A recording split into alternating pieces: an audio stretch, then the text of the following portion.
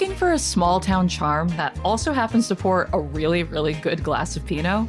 Dundee, Oregon sits in the heart of the Willamette Valley and is the kind of place where time slows down in all the right ways. Think walkable streets, welcoming tasting rooms, and zero pressure to rush anywhere. Travel Dundee is offering spring discounts for CityCast listeners. Head to traveldundee.com/citycast to unlock exclusive lodging deals and unwind your way through wine country this season. Hey, Seattle. Executive producer Ashley Smith here. At the end of today's episode, we have a sponsored interview with Seattle Restored. Andrea Porter, program director, is going to talk to me about how a city program is breathing new life into empty storefronts across Seattle and how local entrepreneurs and creatives can get involved. This is CityCast Seattle. I'm Jane C. Hu, and here's what Seattle's talking about. The Seattle social housing developer buys their first building. Former Mayor Bruce Harrell has a new job, and dogs are allowed on the ferry this summer. And speaking of summer, we're going to talk to a local who has ridden his bike to every local ice cream shop in town. But first, the last week has been full of protests, demonstrations, and strikes, from a rally for trans rights to the REI boycott and McClatchy strikes. Here to discuss, we have Chase Hutchinson, journalist, critic, and host of Seattle Movies Daily. Welcome, Chase. Thanks so much for having me. And we've got Hannah Krieg, Seattle's reporter without a boss, founder of The Burner. Hi, Hannah. Hi, Jane. So on Tuesday, McClatchy journalists went on strike. Chase, I know you are out there with some of the striking journalists. What is going on with those strikes and what are those workers asking for? Sure. So happy to talk through it because we had kind of broached this subject, I think, a few weeks ago. And with what you were saying before, this is hot strike summer, but in the rain, because it was a bit of a chilly day. But folks were out specifically calling attention to what they feel is a lack of serious engagement with their proposals surrounding AI and surrounding labor. Basically, that they're not being paid enough for their ability to live. They can't afford to live in the places that they cover. And I should disclose, I did work at the News Tribune in Tacoma. I was part of organizing the union, and it was one of the proudest things I did there. And so now this is them trying to fight to get a fair contract to be able to continue to work and do their jobs. It's them showing, hey, we're willing to take this extra step because we feel like bargaining has reached a point where we're not being met with serious proposals on a lot of these key issues. Can I talk to my people for a second? Because I posted about this on Tuesday and people are mad that it's a one-day strike. If you want workers to have the ability to strike for longer and have greater leverage, I understand that argument. You need to support their strike fund. They can't do this without the support of like their readers, their audiences, making sure that they can afford to take a strike. Long strike action is like really expensive. And so a one-day strike is obviously not as good as striking until you get exactly what you want. But it's like the realistic option given like their strike fund, it seems. So donate to their strike fund before you whine in my comments about workers not doing enough for themselves. Okay. So it's not a strike, but REI employees are asking consumers to boycott REI. So I believe that boycott lasted between May 15th and the 25th, which was Monday.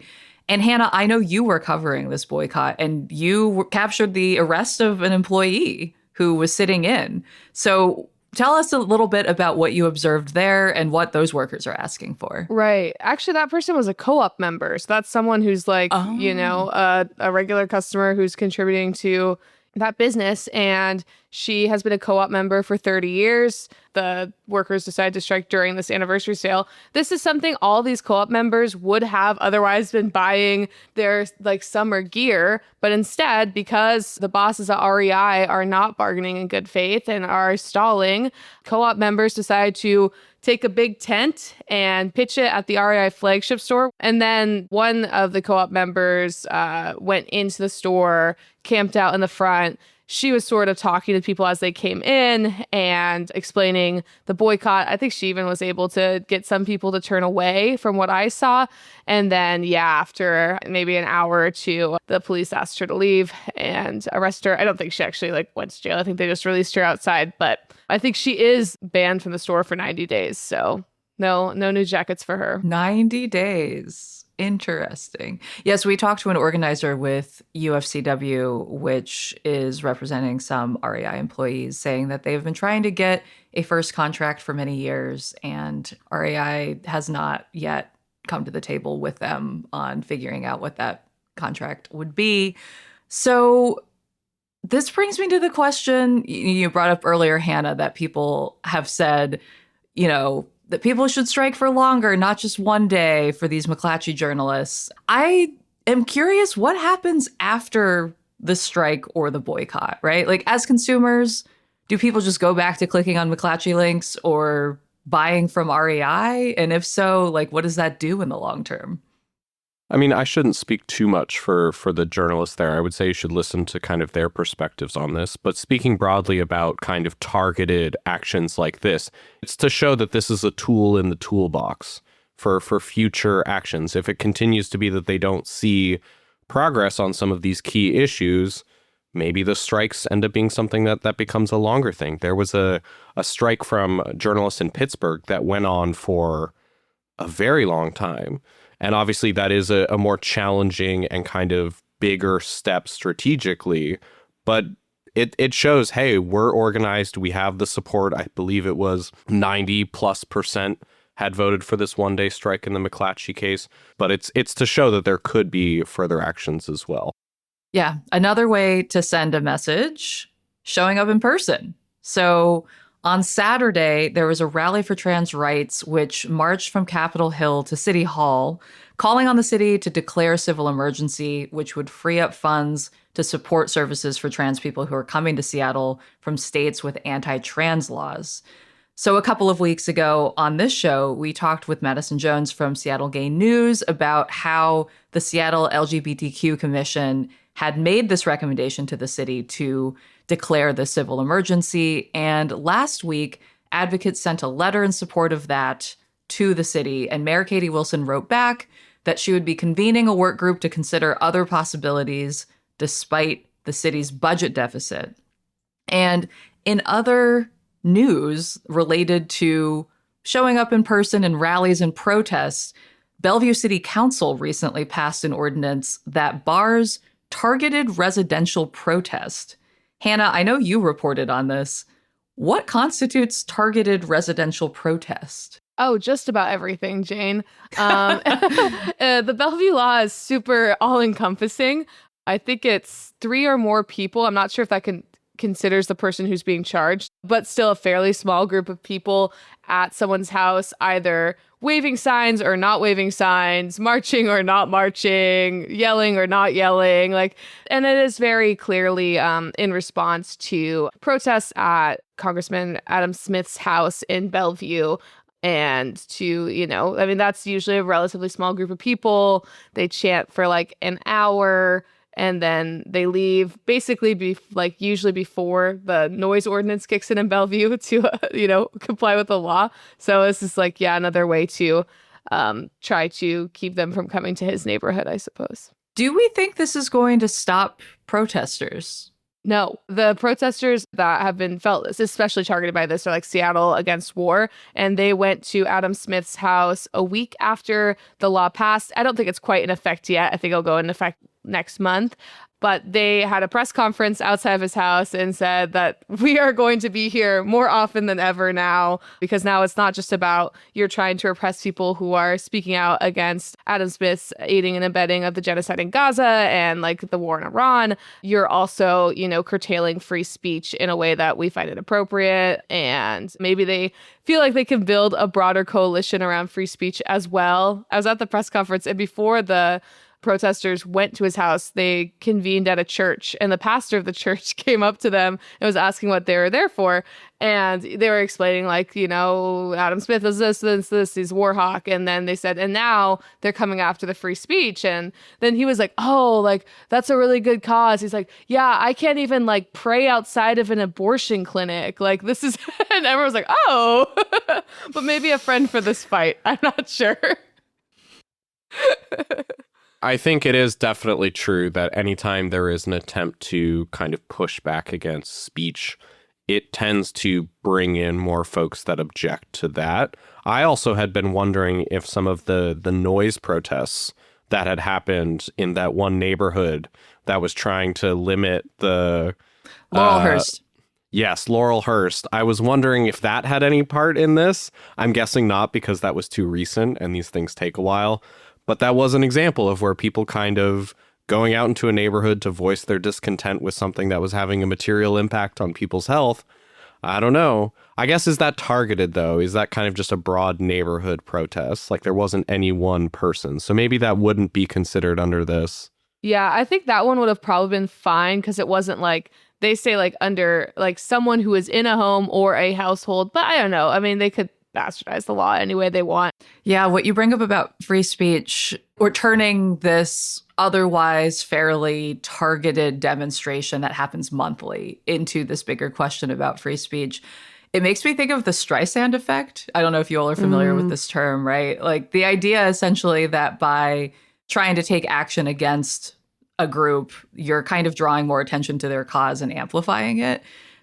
I am curious to see if there will be more action, or if this law actually deters people from showing up to these demonstrations. I think that's a really good point. And also kind of like in this sort of like pattern of Adam Smith, he is someone who loves to complain about like lefty protesters and like go on the news and like write Atlantic think pieces about, like, he loves to like talk about the, really not to diminish their efforts, but these about 20 people who come to his house and like yell for an hour. And like it does seem like he is really like not playing it the best to, like, if he actually wanted to deter them, I think.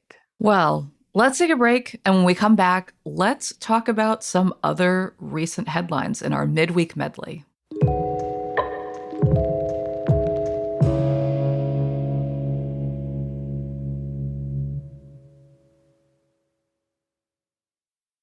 Hey Seattle, if you've ever wanted to see our Pacific Northwest whales, this is your moment. FRS Clipper Whale Watching is the only whale and wildlife tour departing from right in downtown Seattle.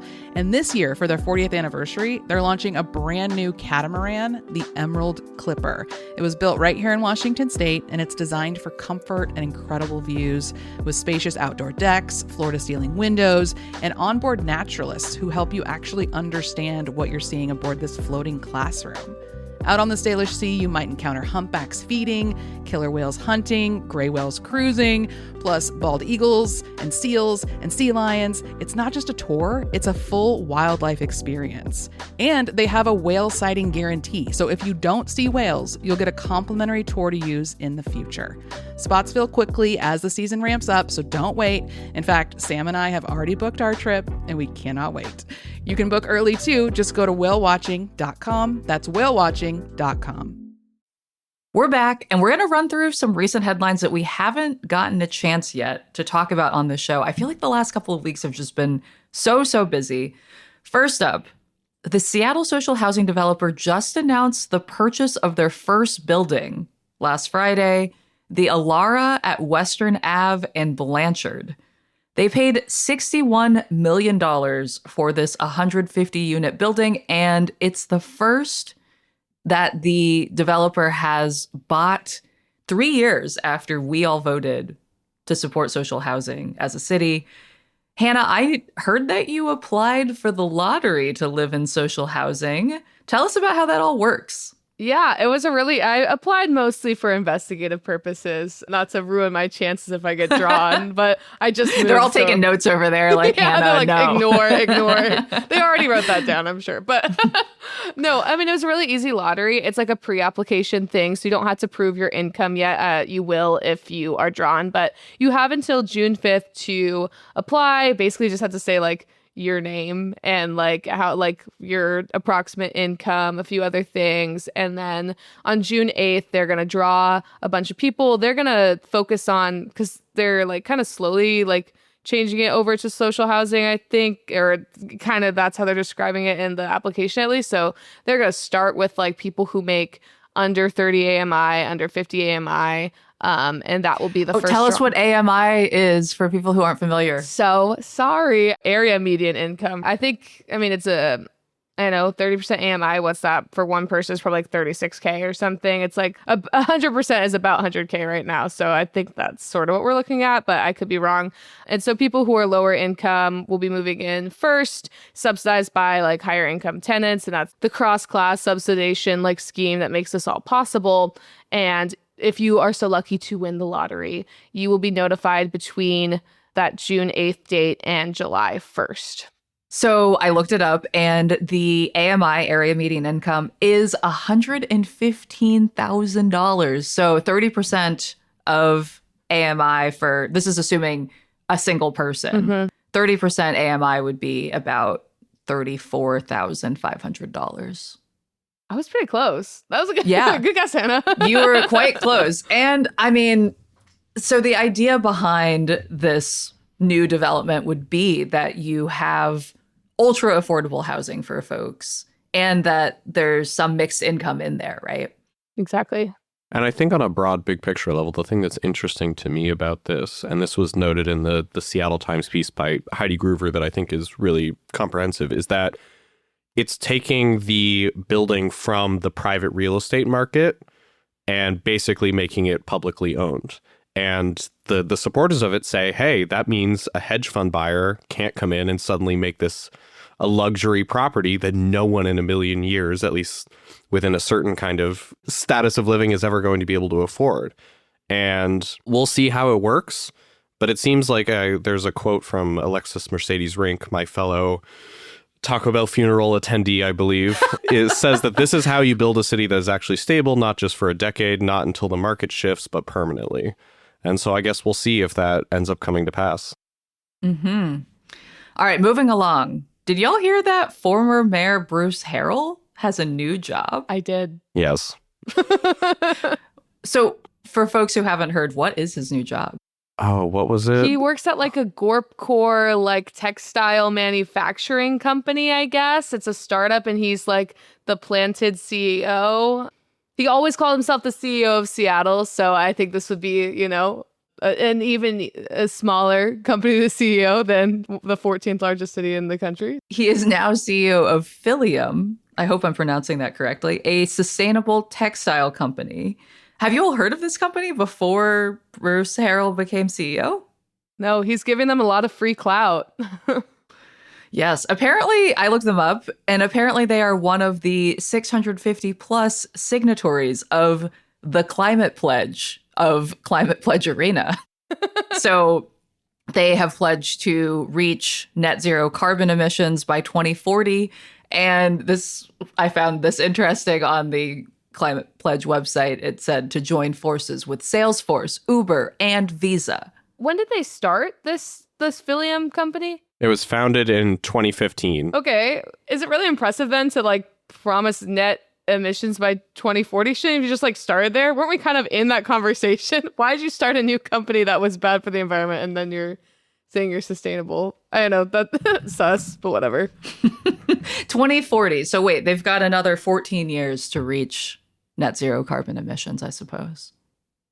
I mean, personally, I'm just kind of upset this means that Bruce is not going to pursue his rap career as B. Brucey, as he said during his final speech to the city. But what's another broken Bruce promise, you know?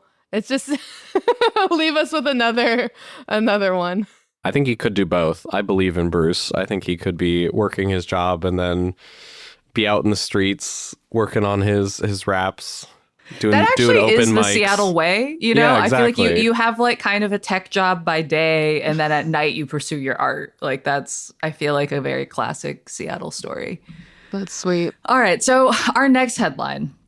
After deaths and injuries at Gasworks Park, some of the catwalks and ladders are finally coming down. But since that was all an old gas terminal, a lot of that metal is covered in toxic industrial waste. So the city is contracting with a company to dispose of those materials. That company is called Clean Harbors, which is a Massachusetts-based environmental and hazardous waste management service provider. And we have found that it has been fined a lot in the last few years by the EPA for hazardous waste violations and by OSHA for employee safety. So, I mean, I guess it's overall going to be something to keep an eye on. Yeah, because there has to be a specific way that you dispose of this. There's a KOW story from, I think, last week where it's like, you can't just haul this away, or you can't just reuse any of this existing metal.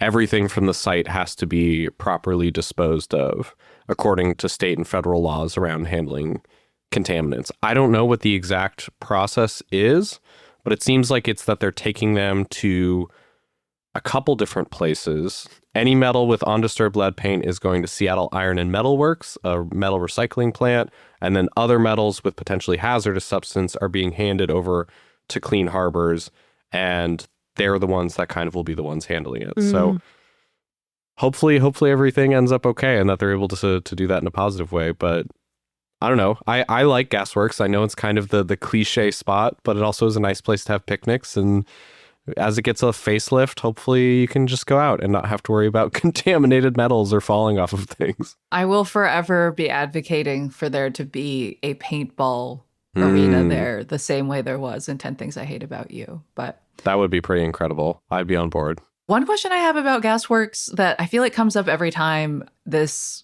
has just naturally occurred in conversation with friends is that fence around Gasworks going to go away now that we've taken away some of the easy to climb stuff? We bring shall down see. the fence, bring in the paintballs. Jane 2028. When's the next? No. But yes, if I had a platform, it would be that. All right. And a last bit of some good news. For years, dogs were only allowed on the outside decks of Washington State ferries, but now leash dogs are allowed in more parts of the ferry starting July 1st. I feel like this is one of those rules, like when they changed the rules to officially allow dogs on city buses, I was like, oh, I wasn't aware that this wasn't already okay. But nice that we have a policy that reflects what a lot of people are already doing. I'm gonna push back. I just went on the Kitsap Fast Ferry this weekend, and I saw for the first time, I didn't even know that we were gonna talk about this today, like no dogs on the ferry, and like there were signs about it. So it's like, oh, this must be a thing. So I think they were and I've really never seen a dog on a ferry, and I think I would know because I'm like afraid of dogs, so I would have clocked it. I would. This is news to me. So okay, so actually maybe this isn't good news for everyone. Yeah, it was kind of like not interesting everyone- framing, Jane. I'm clearly biased Yeah. as a person who has a dog. I mean, I do think that it's good news that the official rule is obviously that you need to have them leashed, because I do Yes. think that there are lots of folks who think that just carrying the dog on is fine. And, you know, having something to point to, I think maybe can be helpful for saying like, well, this is the official rule here. That's probably fine. And you can also go in an area that don't allow dogs. They're not dogs allowed everywhere. They're not allowed in the galley, passenger seating or tables, or in the cabin on the galley end of the vessel. So if you're scared Oh. of dogs, you can still have your dog-free experience. This is actually great news. It's also partially like, oh my God, I'm gonna get canceled for like my anti-dog takes. I'm a vegetarian. I cannot like animals because I do a lot for them with my diet. But I am afraid of dogs. I also don't like dogs in like it would be gross to me if they're in the galley because they slobber and like it's gross. And not every dog owner is bad or irresponsible, but a great many are, and they let their dogs, you know, climb all over stuff and in public. And I am glad to hear that there will still be some like effort to be like sanitary, but yeah, any place that there is food, as much as I love dogs, they don't need to be there. Yeah. Unless it's like your personal home. Sure. But like grocery store, no. Galley of the ferry, definitely not. So yeah, all this right. is the moderate position we can all agree on. I concede this is fine. All right, let's leave it there for now. Hannah Krieg, thank you so much for joining us today. Thank you for having me. Chase Hutchinson, thank you as always for being here. Thanks so much as always. Let's take a break, and when we come back, we're talking to a local who has ridden his bike to every local ice cream spot in town.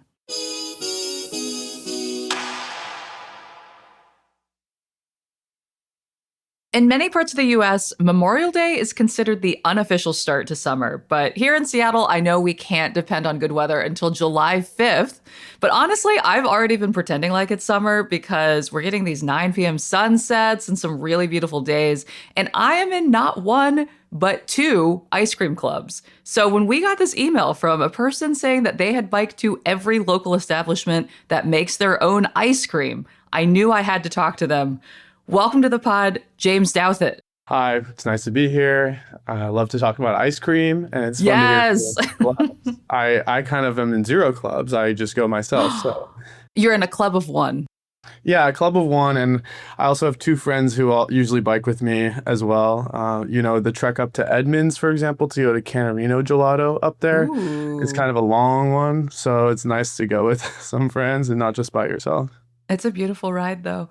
Okay, well, first, I want to start at the beginning here. James, what inspired this journey? Yeah, I've kind of always loved ice cream and food stuff. And so just being interested in the making of it. And I love it when somebody likes something enough to try to make their own. It can be daunting if you think about it. Totally. I'm going to make an ice cream that's as good as Ben & Jerry's or that deserves people to try it is a little bit of hubris. And so I kind of love to just, no matter what it looks like on the website, I'm going to go visit and try your ice cream basically for everybody. Just if you are going to venture to make it, I'll see what it's like.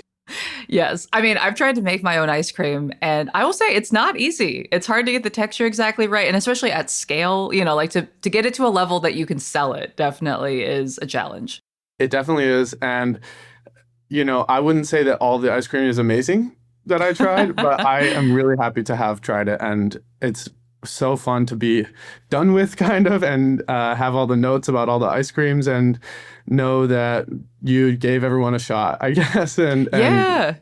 How did you do all your research? So I know that your criteria for this was that you wanted to go to every local spot, local writ large, since you're including Edmonds in the greater Seattle area, but that it also had to be places that sell ice cream that they made. So how did you go about trying to figure which places qualified? So for me, I call them originators. If you're going to make your own ice cream, it doesn't have to be in the store itself. That's pretty strict if you wanted to do that. And so for me, I think the research starts definitely by looking at the website. And if it's going to be making their own, if they make their own, then they usually will say it explicitly, like handmade or like locally made. Locally made is kind of a red flag actually tingling for me, because if it says it made in the PNW, then you might start to think this is not made here. So then if it's unclear like that, then I'll call them or I just visit to resolve. Like if they don't respond to emails or calls, you just have to go visit if it's ambiguous like that. There's one where I was really unsure and I called and they still were unclear. So then I visited and they were in the South and they don't make their own. And they said, like, I found a radio cast of them from a long time ago where they were like made here in the PNW. And I was like, are they making their own? Is it just kind of a cop out maybe to be like, it's made regionally, but not necessarily by us? Yeah. Yeah. And that you find some patterns too. Some flavors you could recognize on the menu that are pretty distinct, and they're made from some of the local makers. Lopez Island Creamery is. Oh, I do love them. A lot of people are importing their ice cream, like wholesale serving it, which is great. I actually think, I think that's awesome. And it's good for the ice cream business if there's more little stands where people are selling someone else's ice cream. But that's not a new originator, of course, if they're serving Lopez. Interesting. So, what proportion of shops here do you make their own? Like, how many shops in total did you end up visiting that met these criteria for you? I have a spreadsheet. I don't have the exact count, Yes. but it's in the 40s. 40s. Oh my gosh, that's amazing. Okay. Well, let's talk favorites then, because we're probably not going to be able to run through all 40 of the places you visited. But, like, what are your top five? So the way I'm thinking about it is more specific to flavors, because I think something that I've noticed in Seattle versus anywhere else I've ever lived is there isn't one maker that really everything is amazing, in my opinion. That's just Okay. for me. For myself, I would say Frankie and Joe's has the most well-rounded menu overall. Okay. And they're originators, right? Like they make their own. Yes, Okay. but they have a lot of like shops, but they do make their own, so we count it. For me, if we're just saying shops, Bluebird Finney Ridge is really, really good, and they have my like probably second favorite flavor in the Seattle area. Wait, hold on. We got to talk flavors now. So, I guess backing up, when you go and visit places, are you trying multiple flavors? Is there one that's always kind of the benchmark that you use to kind of compare across shops? Yeah, you're gonna want to get the vanilla and the strawberry or the chocolate, but you're gonna also want to basically try everything, because what I love to see is people, maybe you start an ice cream shop based on one flavor. Like that's happened. I've seen that multiple times where somebody makes one great recipe, like they love it and their friends love it and they're like, this recipe rocks, so I'm going to start an ice cream place. And then you have to fill out the rest of the menu or something like that. And so you kind of have to try all the flavors, because one of them might just really stand out to you. So, have you been back to places multiple times, or are you just having a lot of ice cream each time you go somewhere? I will say the amount that I go back will depend on how far it is. I have not been back to Canarino Gelato in Edmonds. It's awesome. I highly recommend people who are around there to go, but it's just a little too far to be an everyday thing for me, for sure. That is fair. Okay, let's go back to favorites. What else do you recommend people go check out? There is a shop that's very special called The Window, and it's in Lashai, and it's really special. It's a kind of affiliated with Temple Pastries, which is also a really good bakery. But I really liked their ice cream last year better. This year I did not like it. It opened on Thursday and I've been 3 times and I've not liked it all 3 times. What happened? Like, what do you think changed, or what felt different to you? The Windows menu last year had a vanilla soft serve that I wrote a personal list of the top ice creams in Seattle last summer, and it was number 1. And I thought it was the best thing made in Seattle last year. And this year they don't have that vanilla soft serve. They have a matcha soft serve and a guava soft serve, I think. And I don't find either of them to even be something close to the vanilla soft serve from last year. And then they also had a s'mores choco taco thing that was really fun. It had kind of like a campfire vibe to it, and it was just amazing. It was to die for. And they also discontinued that. But The Window is a really special ice cream place. They have these little prepackaged bars that you have to go during their business hours to get, though, and they're quite special and fun. Even if I don't think they're number 1 or 2 anymore, I think they're worth a trip for sure. Okay, well, that's good to hear, because I already told one of my ice cream clubs that we need to go there, and we're planning to go next week. So I will, for my own judgment, not having had it last year. But okay, James, are you planning on making any of your rankings public? Like, what advice do you have for folks who are looking to check out a new ice cream place this summer? Yeah, I'm pitching to newspapers right now, so we'll see how it goes. If it doesn't work out with some local newspapers, then I'll probably spin up like a blog page or something. But I was able to publish all the other times I've tried to, so we'll see what happens this year. Everyone loves ice cream, so we're always looking for ice cream advice. James Douthit, thank you so much for joining us. Thank you so much for having me, Jane. Hey, executive producer Ashley Smith here with Andrea Porter, program director at Seattle Restored. Andrea, welcome to CityCast Seattle. Thank you. I'm happy to be here. So, Andrea, you've been with Seattle Restored since the very beginning in 2021. For listeners who haven't heard of this program, what is it and what problem was it originally trying to solve? Seattle Restored is a program of the City of Seattle Office of Economic Development, and it is managed in partnership with the nonprofit where I work, Good Business Network of Washington. As we know, we see empty storefronts in our city, and what can we do to enliven those spaces? So we really want to bring energy, creativity, commerce to our neighborhoods, see those empty storefronts filled. And then we also really want to support entrepreneurs in testing out a brick and mortar space. Right now, we've landed on a spot where we offer participants a no-cost lease for 6 months. They are provided some tenant improvement funds to get started, to buy some things like furniture or a cash wrap, possibly even some additional inventory. We also cover insurance, and we have a robust marketing plan as well to help really encourage and ensure people are getting out and seeing these brick and mortar spaces. Where is Seattle Restored focused in 2026? And what does the current cohort of participants look like?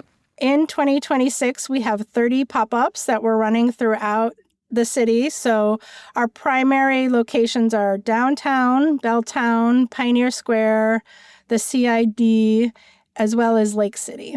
It's a really diverse range of pop-ups. We want to ensure that people are excited to go out and explore. So right now we have a Seattle 90s era grunge scene photography and event space. We have a Vietnamese bakery. We have vintage sports apparel. It's really just the range of creativity from entrepreneurs across Seattle. What makes a strong candidate? What are you looking for?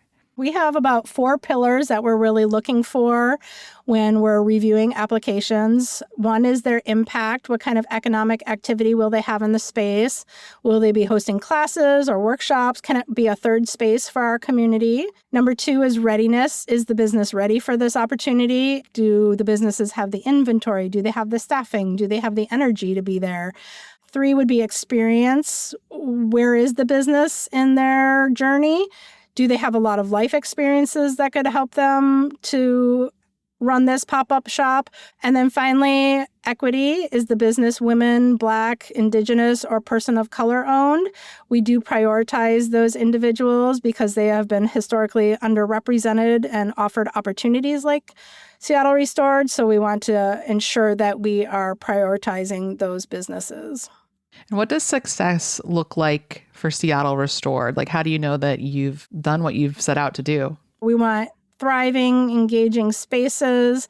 We want the community to come in and find new and exciting retail as well as third places. And then, of course, we're looking for the businesses to feel like they've had some success with the program. Over the course of the program, we've had 26 businesses graduate and go on to long-term leases of their own. But we've also found that that's not the only measure of success. If you don't go on and secure a long-term lease, maybe you went through the pop-up program and actually discovered, I really just want to do wholesale, or I just want to do farmers markets or shows. Success can look like so many different things through this program. And for us, it's about allowing them the opportunity to explore and really see what works for their business model. Can you highlight a couple of them? I'd love for listeners to get a sense of the variety of businesses and creators that you're bringing into these spaces. We have 4 pop-ups that just launched in late April. They're on 4th and 5th Ave downtown, right by the 5th Ave Theater. I also want to put in a little plug for using our passport. So if you go to the Seattle Restored website, you can download a digital passport where you can check in at all these locations and you can win prizes for checking in at the locations. One of the stores is called G2G. It's an outdoor clothing brand. So they really blend streetwear and outdoor performance. On the next block over, we have Paper Pushers Print Shop, which is a bookstore and community space. So they're showing hundreds of zines and artist books and prints. We have Noir Lux Candle Company Collective, so a candle company and apothecary shop, and they have an event space as well. So they'll be hosting classes for community members as well as candle pouring classes. And then finally, one that we're really excited about is an experimental retail space called the Moonride Trading Company. And it's about intergalactic goods and otherworldly arts. So I think the 4 of them, all very different, but if you go out to them, you can kind of see a through line of creativity, and bringing people into space to feel really welcomed in downtown Seattle. Andrea, thank you so much for being here. Thank you. If you're a Seattle business owner or creative looking to get involved, check out seattlerestored.org and see what storefronts are available. We'll have the link in our show notes. Well, that is all for today here at CityCast Seattle. I'm your host, Jane C. Hu. Listeners, we want to hear from you. Send us your news tips, your questions, your hot goss, your thoughts on the best ice cream spot in town by sending an email to seattle@citycast.fm. You can also text us or leave us a voicemail at 206-880-3931. Until next time, see ya, Seattle.